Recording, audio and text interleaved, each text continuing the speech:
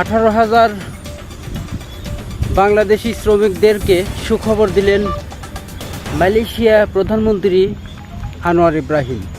থাকছে বিস্তারিত। আসসালামু আলাইকুম সম্মানিত দর্শক, আপনারা সবাই কেমন আছেন? আশা করি নিশ্চয়ই ভালো আছেন।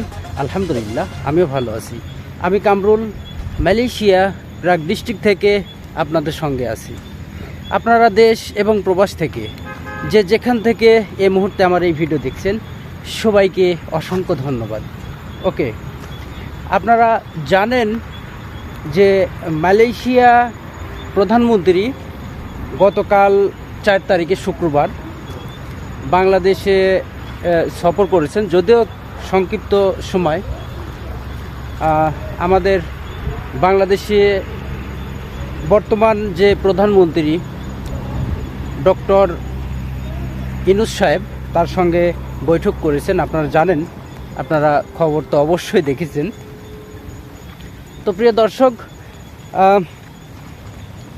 মালয়েশিয়া প্রধানমন্ত্রী আনোয়ার ইব্রাহিম অনেক গুরুত্বপূর্ণ কথা বলেছেন এবং অনেক অফার দিয়েছেন আমাদের দেশ থেকে যারা 18,000 কর্মী আসতে পারেননি লিগ্যালভাবে, তাদেরকে পুনরায় নতুন করে সুযোগ দিয়েছেন, তারা আসতে পারবেন। এবং যারা মালয়েশিয়া অবৈধ আছেন তাদেরকে বৈধ হওয়ার সুযোগ দিয়েছেন, সামনে দিবেন অবশ্য।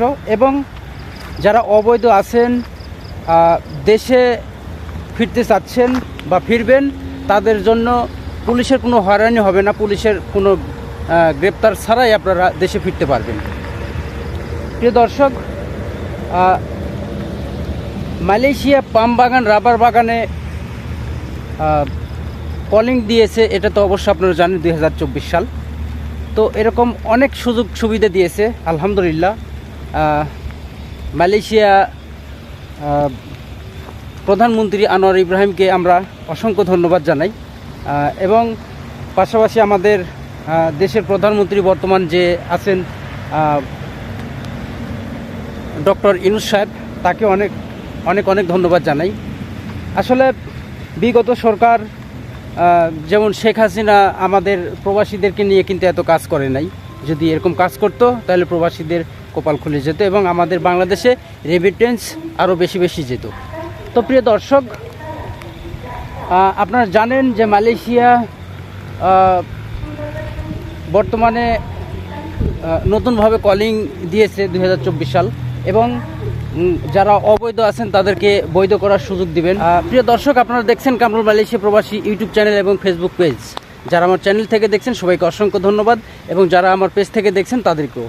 দর্শক, নিত্য নতুন মালয়েশিয়া সঠিক তথ্য পেতে কলিং বিষয় আমার চ্যানেলের পাশে থাকবেন। ওকে প্রিয় দর্শক, আজকের মতো বিদায় নিচ্ছি। আল্লাহ হাফেজ।